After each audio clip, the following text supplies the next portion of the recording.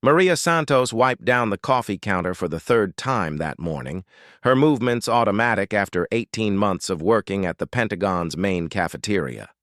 The fluorescent lights buzzed overhead as she prepared for another busy day, serving coffee to government officials, military personnel, and civilian workers who kept the nation's defense headquarters running.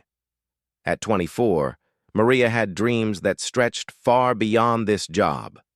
She had immigrated to the United States from the Philippines 3 years ago with her younger brother Carlos, following their parents who had worked tirelessly to bring their children to America.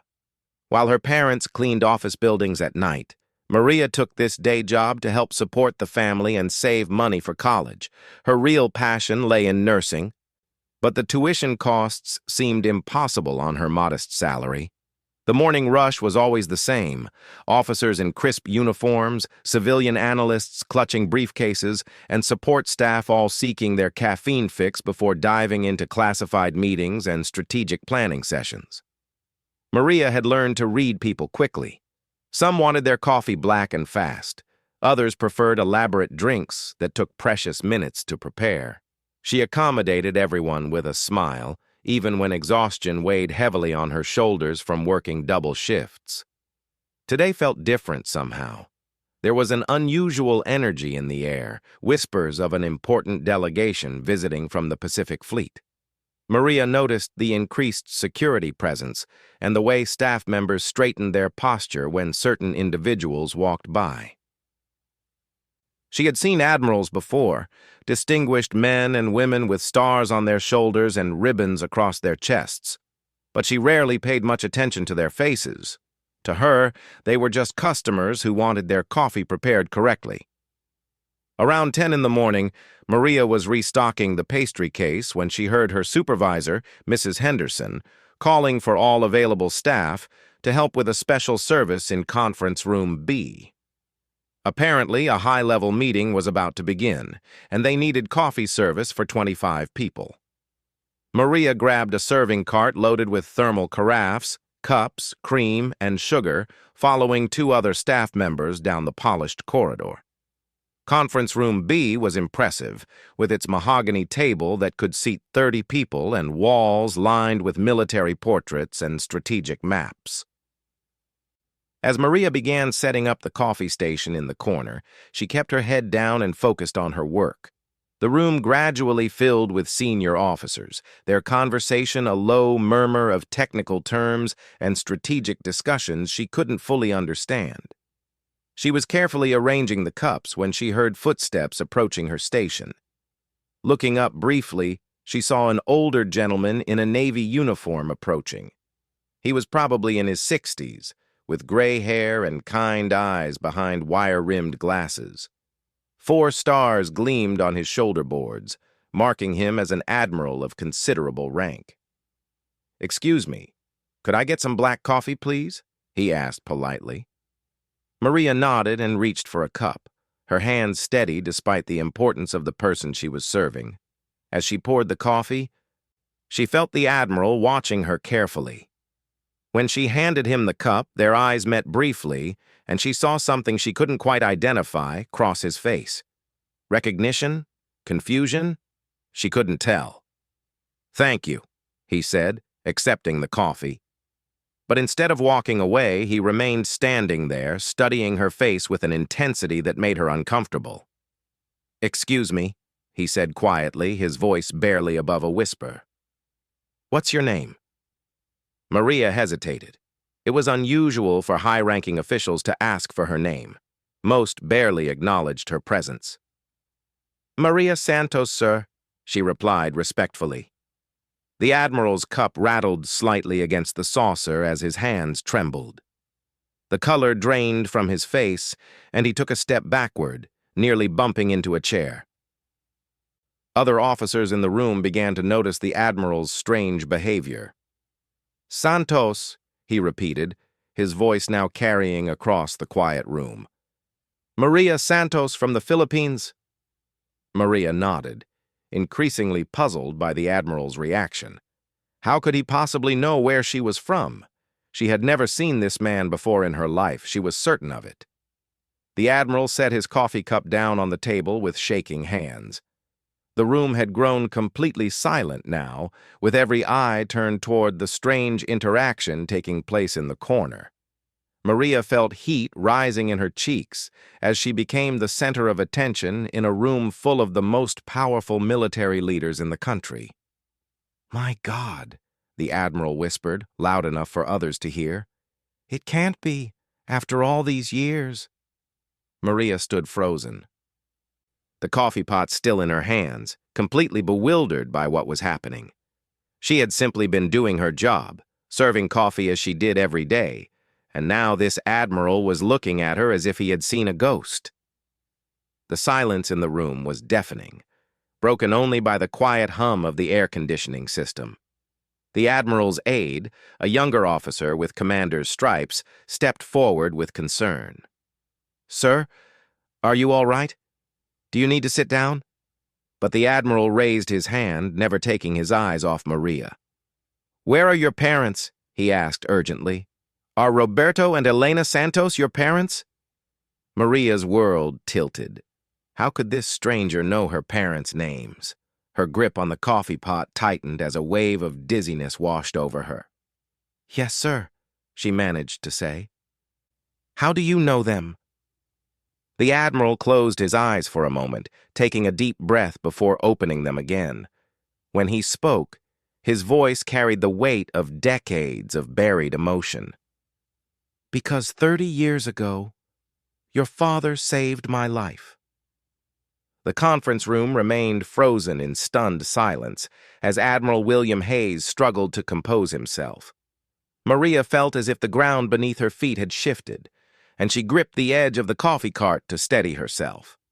The other officers exchanged bewildered glances, unsure whether to continue with their scheduled meeting or wait for an explanation of this extraordinary moment. "Sir, perhaps we should postpone the briefing," suggested Captain Morrison, the Admiral's chief of staff, but Hayes shook his head. "No, this is more important than any briefing," the Admiral said, his voice gaining strength. He looked directly at Maria, whose dark eyes were wide with confusion and fear. "Young lady, I need to know, does your father ever talk about his time in the Philippine Navy? About a rescue operation in 1994?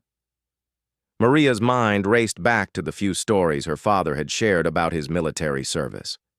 Roberto Santos had been tight-lipped about his years in the Navy, always deflecting questions with a wave of his hand and a comment about preferring to focus on the future rather than the past. But she remembered one evening when he had too much wine at a family celebration and mentioned something about helping Americans during a typhoon. "He doesn't talk much about the Navy," Maria said carefully, aware that every person in the room was hanging on her words. "But I remember him mentioning something about a storm and helping American sailors." Admiral Hayes nodded slowly, his eyes growing distant as memories flooded back. "Typhoon Angela," he said quietly. "October 1994. I was Lieutenant Commander Hayes then, serving aboard the USS Princeton. We were conducting joint exercises with the Philippine Navy when the typhoon changed course and caught us by surprise." The Admiral walked to the large window overlooking the Pentagon courtyard, his hands clasped behind his back. "The storm was unlike anything I had experienced. Winds over 150 miles per hour, waves 30 feet high. Our ship was taking on water, and we had lost most of our communication equipment. 3 of our crew members were swept overboard, including myself." Maria set down the coffee pot, completely absorbed in the Admiral's story. Around the room, the other officers had abandoned any pretense of conducting their meeting, equally captivated by this unexpected revelation. "I was in the water for over an hour," Hayes continued. "The waves were massive, and I was getting pulled further from both ships. I had given up hope when I saw a small patrol boat cutting through the storm. It was suicidal for anyone to be out in those conditions, but there it was." The Admiral turned back to face Maria, and she could see tears forming in his eyes.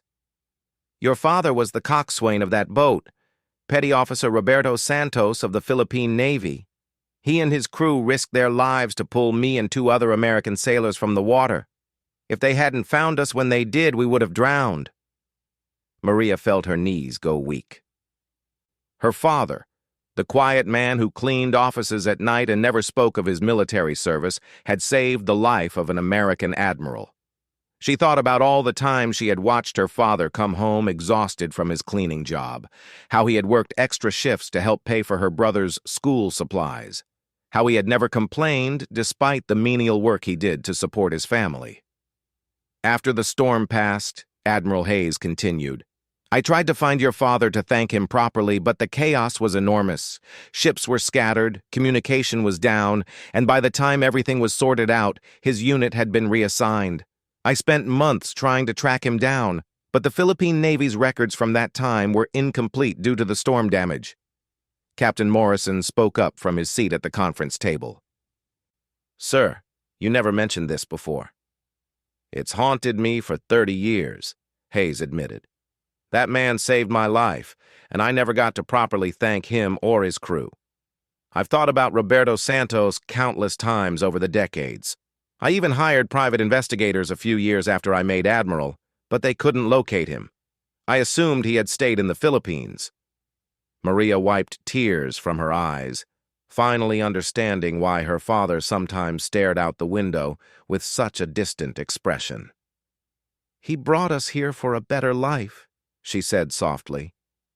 "He and my mother worked so hard to bring me and my brother to America. They clean office buildings at night because their Philippine credentials aren't recognized here." The Admiral's face darkened with a mixture of anger and sadness. "Roberto Santos, a hero who saved American lives, is working as a janitor because we failed to recognize his service." "He never complains," Maria said quickly, not wanting to criticize the country that had given her family opportunities. "He says America gave us a chance, and that's what matters." Admiral Hayes walked back to Maria, his decision already made. "Where do your parents work? I need to see them." "They clean the federal building downtown," Maria replied. "They start their shift at 6 in the evening." The Admiral looked at his watch. It was now nearly 11 in the morning.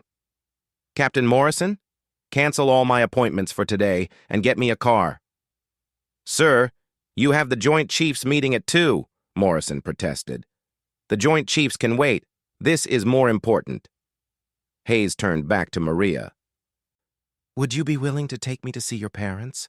I have 30 years of gratitude to express." Maria nodded, still overwhelmed by everything that had happened. "They'll be sleeping now. They work nights, so they sleep during the day." "Then we'll wait until they wake up," the Admiral said firmly. "I've waited 30 years. A few more hours won't matter." As word of the incredible story spread through the Pentagon that afternoon, Maria found herself in the Admiral's office, sharing details about her family's journey to America. She told him about her dreams of becoming a nurse, about her brother Carlos, who wanted to study engineering, about her parents' sacrifices and their quiet dignity in the face of hardship. Admiral Hayes listened intently, occasionally asking questions, but mostly just absorbing the story of the family whose patriarch had once saved his life. He learned that Roberto had been decorated for the rescue operation but had never mentioned it to his children. He discovered that Elena Santos had been a teacher in the Philippines, but couldn't get certified in the United States. "Your father not only saved my life," Hayes said as the afternoon wore on. "He saved my career, my family, everything I've accomplished since that day. I went on to command ships, to serve in combat operations, to eventually become an admiral. None of that would have happened if Roberto Santos hadn't risked his life in that typhoon." As evening approached, Admiral Hayes and Maria made their way to the federal building where her parents worked. The Admiral had insisted on bringing several members of his staff, including his aide and a photographer. "This reunion needs to be documented," he had said, "and there are some things that need to be set right." The federal building was quiet in the early evening hours, with most of the daytime workers having gone home. Maria led the Admiral through the marble lobby to the service elevators where her parents would be beginning their cleaning rounds. She had called ahead to warn them that she was bringing someone important to meet them, but she hadn't explained who or why.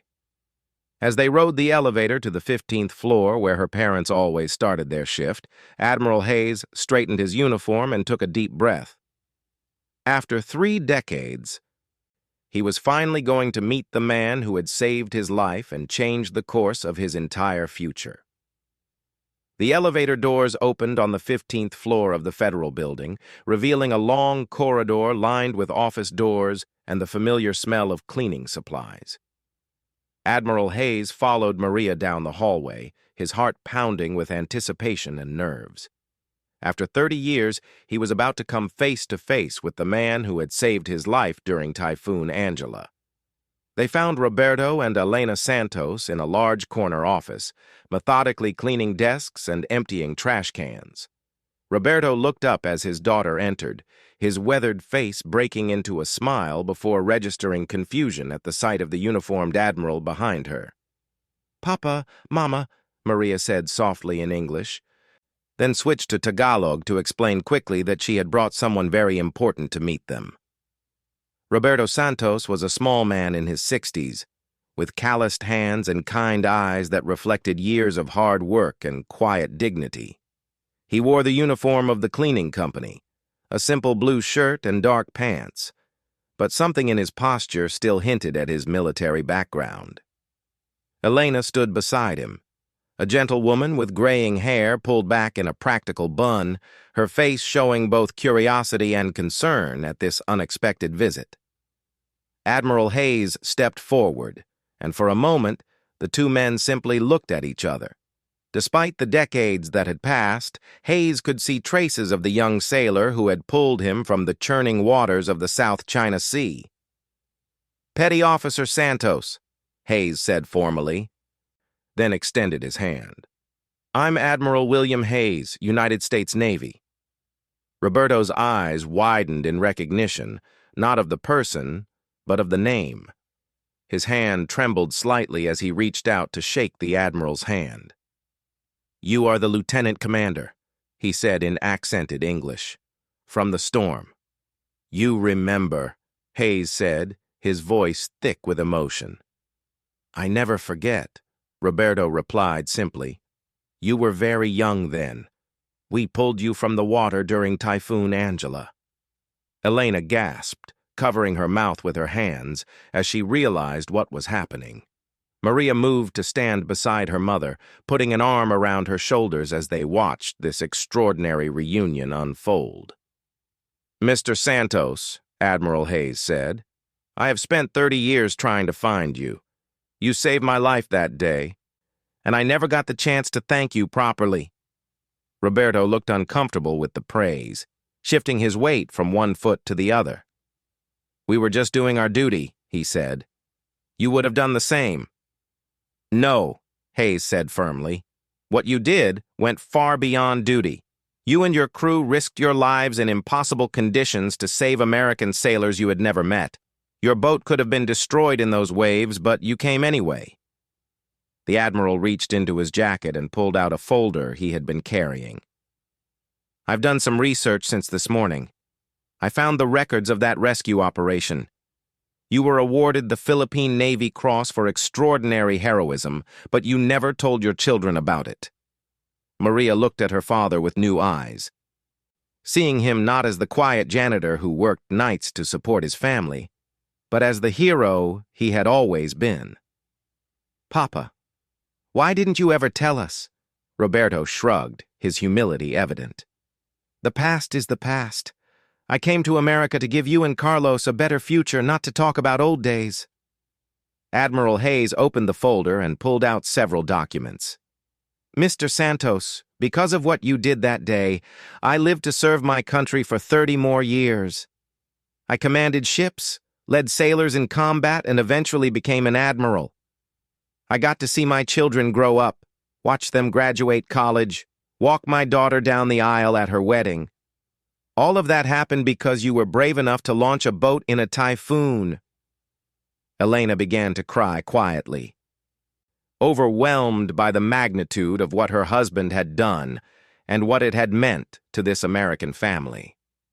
But more than that, Hayes continued, I want you to know that your heroism that day has rippled through generations.